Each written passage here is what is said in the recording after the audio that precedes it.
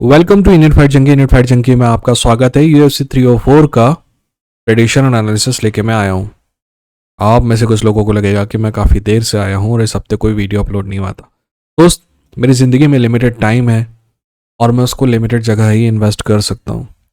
अगर आप चाहते हैं कि मैं लगातार यहाँ पे आता रहूँ और सब कुछ करता रहूँ तो जाके ज्वाइन बटन पे ज्वाइन करने का इतना ज़्यादा कोई पैसा लगेगा नहीं, है ना। और ये चैनल मेरे लिए इतना हो जाएगा कि मैं रोज़ इस पर काम कर सकूँगा और ज़्यादा मेहनत कर सकूँगा। खैर, मेरे मतलब की बात हो गई है, अब आपके मतलब की बात करते हैं। सबसे पहले उन फाइट्स के बारे में बात कर लेते हैं जिनका एक्चुअल में कोई मतलब है नहीं, बट फिर भी बात कर लेते हैं।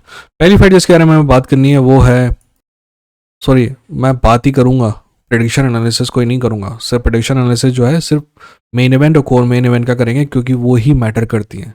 और कोई फाइट इस पूरे इवेंट में ऐसी है नहीं जिसके भविष्य में कोई प्रोस्पेक्ट है। मैं आपको समझाऊंगा कैसे। आप कह सकते हैं कि मुकायब वाली फाइट का है, पर मेरे को उसका भी नहीं लगता है।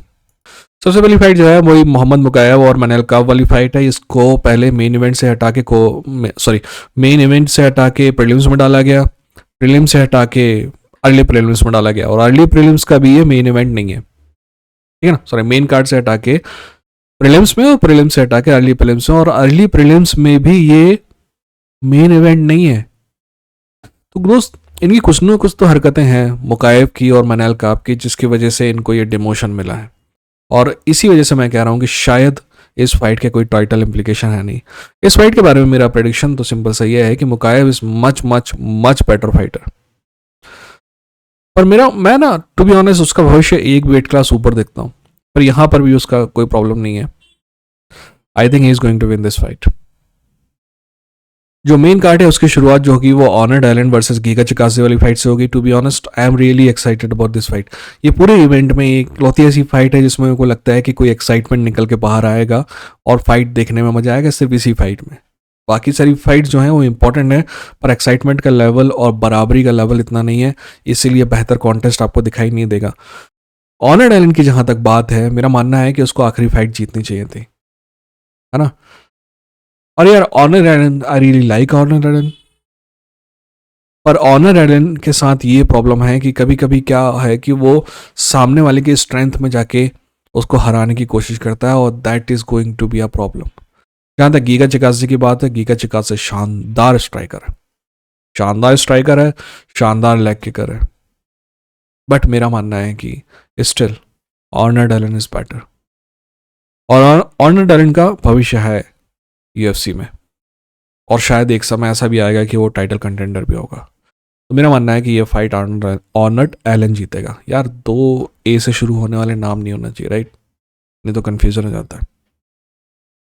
अगली फाइट है भाई बॉबी ग्रीन की और सॉरी किंग ग्रीन की और पैडी पिमलेट की। इस फाइट के बारे में बिल्कुल भी इंटरेस्टेड नहीं हो।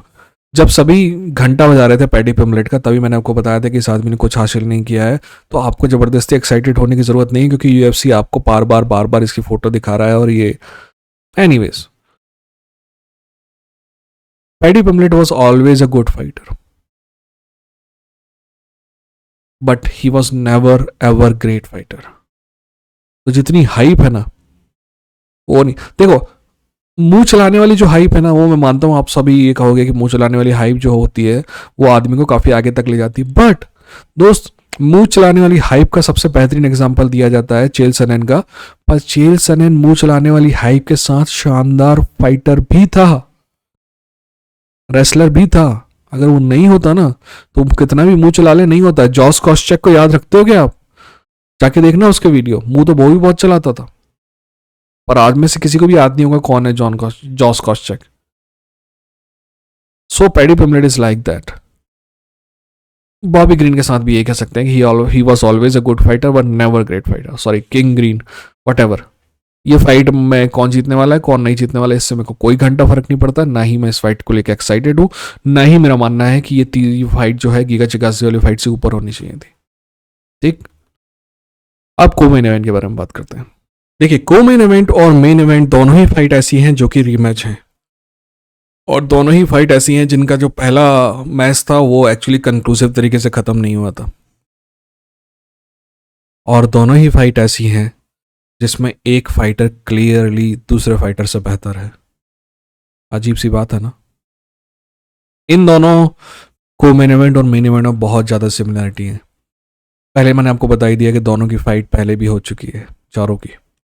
दूसरी बात यह है कि वहाँ पे एक फाइटर जो है, को मेन इवेंट में सभी को पता है कि टॉम एस्पिनॉल को एज है, वही मेन इवेंट में सभी को पता है कि लियोन एडवर्ड्स को एज है। तीसरी बात जो है, बिलाल मोहम्मद हो चाहे कर्टिस ब्लेड हो, वो इस जगह पे होना डिजर्व करते थे। एंड माने या ना माने, मेरी सिंपैथी उनके साथ ज़्यादा है। क्यों है, मैं आपको समझाऊंगा। पहले को मेन इवेंट के बारे में बात कर रहे हैं, तो मैं को मेन इवेंट के बारे में आपसे क्या बात करूं? ऐसी कौन सी चीज़ है जिसमें मैं आपको बता दूं कि कर्टिस ब्लेड बेहतर है टॉम एस्पिनॉल से? सभी के सभी बात करेंगे कि कर्टिस ब्लेड बेहतर है टॉम एस्पिनॉल से, शायद रेसलिंग में, but to be honest I don't think so. I really don't think so. मेरा मानना है कि टॉम एस्पिनॉल ने ज़्यादा एग्रेसिव रेसलिंग दिखाई है कर्टिस ब्लेड के पर बनस्पत। वहीं कर्टिस ब्लेड ने बार बार ये बात साबित की है कि he is a great wrestler but he gassed out, है ना। वो हमेशा उसके पास जो है राउंड नंबर 3, 4, 5 में वो डिमिनिश नज़र आता है। और एक बात है, तो अब स्ट्राइकिंग में आते हैं। स्ट्राइकिंग में आप सभी कहेंगे कि यार स्ट्राइकिंग में तो क्लियर एज है टॉम एस्पिनॉल को, तो मैं कहूँगा कि एक्चुअली आप गलत नहीं है, बट कर्टिस ब्लेड की स्ट्राइकिंग को आप अंडर एस्टिमेट नहीं कर सकते। कर्टिस ब्लेड की स्ट्राइकिंग जो है पिछली 5 फाइट्स में हर फाइट में पहले से बेहतर रही है, हर फाइट में ही हैज़ कंसिस्टेंटली इम्प्रूव्ड। जहां तक टॉम एस्पिनॉल की बात है, टॉम एस्पिनॉल के बारे में, अरे यार ये तो जॉन जोन्स को हरा देगा। माय अपॉलॉजीज, ये तो जॉन जोन्स को हरा देगा। इसके जैसा वर्ल्ड क्लास फाइटर तो अभी है ही नहीं हैवी वेट डिवीजन में। यार ये हैवी वेट डिवीजन का कोड बनने लायक है। तुमको पता है इस पूरे पिछले 20 साल का सबसे बेहतरीन फाइटर कौन है यूएफसी में हैवी वेट में? ये है टॉम एस्पिनॉल। यार ये सारी बकवास बातें हैं। क्या टॉम एस्पिनॉल अच्छा फाइटर है? अच्छा नहीं, बहुत अच्छा फाइटर है। क्या टॉम एस्पिनॉल ग्रेट फाइटर है? टू बी ऑनेस्ट मेरे को लगता है कि ग्रेटनेस उसमें है। क्या टॉम एस्पिनॉल ने अपने आप को बहुत साबित किया है? नहीं। क्या कर्टिस ब्लेड ने अपने आप को साबित किया? बहुत हद तक, भले ही हार के, बट कर्टिस ब्लेड ने किसी भी बड़ी फाइट से पीछे कदम नहीं हटाया, वहीं टॉम एस्पिनॉल ने भी नहीं हटाया। और टॉम एस्पिनॉल ग्रेट फाइटर बनने की रास्ते में है। कर्टिस ब्लेड आज उससे पीछे है, ये बात बिल्कुल सच है, बट कर्टिस ब्लेड ने कहीं ज़्यादा टफ कंपटीशन फेस किया है टॉम एस्पिनॉल के बनस्पत। ये बात बिल्कुल सही है कि टॉम एस्पिनॉल ने अपने कंपटीशन को बहुत तेजी से कुचला, राइट। टॉम एस्पिनॉल की विन, कर्टिस ब्लेड की विन टॉम एस्पिनॉल की विन से ज़्यादा होंगी, बट टॉम एस्पिनॉल की विन जो है वो डोमिनेंट विन है, ठीक है। बट एक बात, डोमिनेंट विन क्या करती है आपको पता है? डोमिनेंट विन में आप कभी डीप वाटर्स में नहीं जाते। जैसे कि कर्टिस ब्लेड बोला था ना, I take him to deep waters. Deep water से सिंपल मतलब ये है कि आप एडवर्सिटी में नहीं जाते हैं, आप ऐसी जगह में नहीं जाते हैं जहां पे आप फाइट हार रहे हो और फिर वापस आके जीत जाएं। इसको कहते हैं ना ओवरकमिंग द एडवर्सिटी। हिंदी में कोई अच्छा सा लाइन नहीं है दोस्त, नहीं तो मैं बोलता। कर्टिस ब्लेड ने 2 बार साबित किया है कि he can overcome the adversity, he can win the fight that he was losing. और तो ये बात हमें टॉम एस्पिनॉल के बारे में पता नहीं है कि can he overcome the adversity. इसके अलावा टैलेंट में तो मैं आपको पहले भी बता चुका हूं कि Tom Aspinall is better than Curtis Blaydes, there is no doubt about it. इसके अलावा एक और बात जो है, इस फाइट को कौन ज्यादा जीतना चाहता है, कर्टिस ब्लेड? देखिए, कागज पे हर जगह टॉम एस्पिनॉल बेहतर नजर आता है कर्टिस ब्लेड से, इस बात पे मुझे कोई शक नहीं है, आपको भी कोई शक नहीं है। पर यहाँ पे कागज फाइट नहीं करते हैं। कभी कभी कुछ लोगों में एबिलिटी होती है राइजिंग टू द ओकेजन की, राइट। वो एक नॉर्मल फाइटर रहते हैं, पर कभी कभी बड़ी फाइट में वो बहुत बेहतर प्रदर्शन करते हैं। मैं हमेशा बस्टर डगलस का एग्जांपल देता हूँ। बस्टर डगलस के अलावा भी एग्जांपल जैसे कि यूसिक है। यूसिक हमेशा, आप कहेंगे कि यूसिक तो पाउंड फॉर पाउंड बेस्ट है, बिल्कुल है, बट यूसिक के साथ ये है कि अगर वो टफ फाइटर दोगे ना तो वो भी टफ है, पर और भी ज़्यादा टफ फाइटर दोगे तो वो और भी ज़्यादा टफ है, and he can rise to the occasion. यार यूसिक का एग्जाम्पल सही नहीं है तो उसको भूल जाइए, बस्टर का एग्जाम्पल सही है ना। कई लोग ऐसे होते हैं जो एक एवरेज फाइटर होते हैं, बट किसी फाइट में, स्पेशल फाइट में, वो आप सभी को सरप्राइज करने की औकात रखते हैं। और कर्टिस ब्लेड भी वैसे ही फाइटर है। मेरी सिंपैथी कर्टिस ब्लेड के साथ इसलिए है क्योंकि कर्टिस ब्लेड थोड़ा सा स्टटर है उसमें, इसलिए लोग उसका मजाक उड़ाते हैं। वो जितना काबिल है हमेशा उसको अंडर एस्टिमेट करते हैं। और उसने एक बात कही थी जो मेरे दिल में हमेशा घर कर गई कि तुम लोग कहते हो कि डेना वाइट कहता है कि मैं स्ट्राइकिंग क्यों नहीं करता, रेसलिंग क्यों करता हूँ। और फिर उसने आगे कहा कि मैं रेसलिंग करता हूँ इसलिए फाइट जीतता हूँ, इसलिए $100,000 एक्स्ट्रा मिलता है क्योंकि विन बोनस है ना। अगर नहीं करूँगा तो $100,000 कम मिलेगा, तो क्या मैं अपने औलादों को जाके ये कहूँगा कि बेटा मेरे को स्ट्राइकिंग करना था इसलिए तुम्हारे पास $100,000 कम है।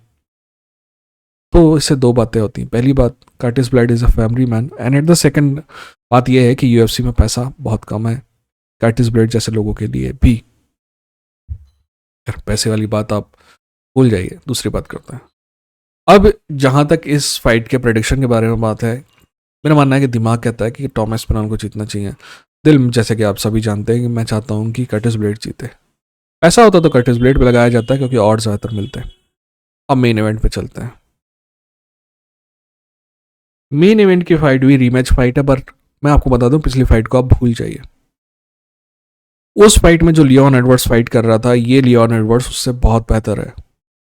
और उस फाइट में जो बिलाल मोहम्मद फाइट कर रहा था, इस फाइट में बिलाल मोहम्मद उससे बहुत बहुत ज़्यादा बेहतर है। तो पिछली फाइट को आप इग्नोर ही कर दें तो ज़्यादा अच्छा है, ठीक है ना। वैसे ही कर्टिस ब्लेड वाली फाइट को भी आप इग्नोर कर दें। कर्टिस ब्लेड जितना अच्छा करता हुआ दिख रहा है उसमें, वो एक्चुअल नहीं कर पा रहा है। Anyways, that's a different issue, अपन ने उस बारे में बात कर ली है।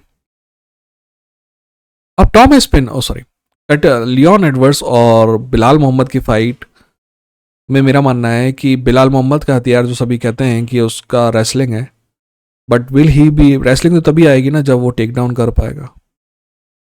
लियोन एडवर्ड्स वेल्टरवेट डिवीजन के दो बेहतरीन रेसलर को अभी पिछली 3 फाइट में उसने 2 कमारू उस्मान से फाइट किया और एक कोवी कविंगटन से फाइट की। ये तीनों के तीनों शानदार रेसलर हैं, सॉरी दोनों के दोनों तीनों फाइट में शानदार रेसलर हैं। पहली फाइट में actually Kamaru Usman was able to take him down multiple time, but दूसरी फाइट में ऐसा कुछ नहीं हुआ। उल्टा कमारू उस्मान को भी पहली फाइट में वो टेक डाउन किया था। तो take down defence Leon Edwards का बहुत बहुत अच्छा है। तो बिलाल मोहम्मद की जो रेसलिंग है ना, मेरे ख्याल से यहाँ न्यूट्रलाइज हो सकती है। मैं बिलाल मोहम्मद के लिए शुरू के 2 राउंड में कोई भी चांस नहीं देखता हूँ, क्योंकि शुरू के 2 राउंड में पूरा का पूरी एनर्जी होगी लियोन एडवर्ड्स के साथ, तो ना से वो टेक डाउन डिफेंस कर पाएगा। बाकी स्ट्राइकिंग में तो स्ट्राइकिंग में यार आप लोग, बिलाल जो बातें कर रहा है ना अभी, आप उसको इग्नोर कर दो। वो बातें फाइट्स के लिए कर रहा है, वो पगला नहीं गया है एकदम से। वो आप कहोगे कि 4 दिन पहले अच्छा था और अभी पागलों टाइप बातें कर रहा है, ये सिर्फ फाइट के लिए कर रहा है। वो इतनी तो अकल आप में होनी चाहिए कि मैं ऐसा स्ट्राइकिंग कर दूंगा, वैसा कर दूंगा। वो कुछ नहीं कर पाएगा। वो स्ट्राइकर लियोन एडवर्ड्स के बराबर का है नहीं, ठीक है ना। इसलिए वो करने की कोशिश करेगा भी नहीं, इतना बेवकूफ़ आदमी भी नहीं है वो। लियोन एडवर्ड्स के खिलाफ बिलाल मोहम्मद के चांसेस बनते हैं राउंड 3 से, क्योंकि एक बात जिसमें थोड़ी बहुत एज है बिलाल मोहम्मद को, वो है कार्डियो। मेरा मानना है कि he can weaponize his cardio by getting hit again and again in first 2 rounds, right, like Nick Diaz strategy. भाई मार लो फुर्सत से, फिर हम बताते हैं तुमको।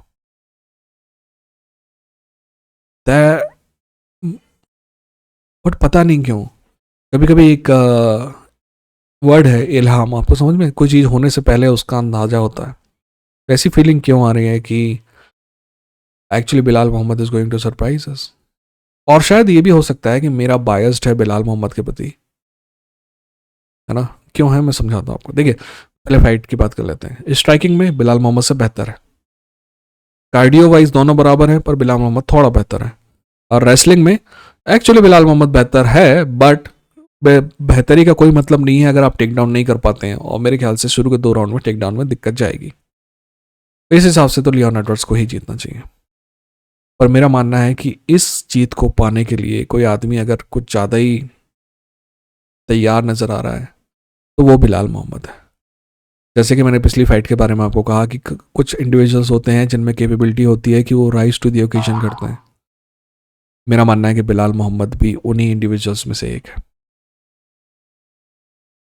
मेरा मानना है कि बिलाल मोहम्मद सरप्राइज कर सकता है आपको, क्योंकि अगर वो सरप्राइज नहीं करेगा ना तो काबिलियत के हिसाब से वो लियोन एडवर्ड्स के आसपास है नहीं।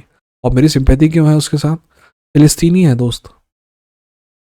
पैलेस्टाइनी पीपल जो है ना, उन्होंने पिछले 70 साल में बहुत दर्द सहा है, और पिछले 6-7 महीने में तो और भी ज़्यादा। And Belal Muhammad is one of those people and they deserve to win something. That's why, जैसे कि आपको पता है लियोन एडवर्ड्स के बारे में मैंने कमार उस्मान की पहली फाइट में कहा था कि लियोन एडवर्ड्स जीतेगा, किसी ने नहीं कहा था। तो इस बात पर शक नहीं करना कि मैं लियोन एडवर्ड्स का फ़ैन हूँ या नहीं हूँ, बहुत बड़ा फ़ैन हूँ लियोन एडवर्ड्स का। But I want this fight for Belal Muhammad. Chances बहुत कम है।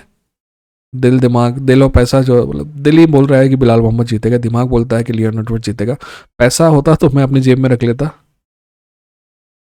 क्योंकि लियोन एडवर्ड्स के सच में जीतने के चांसेस ज़्यादा हैं। But I want Belal to win.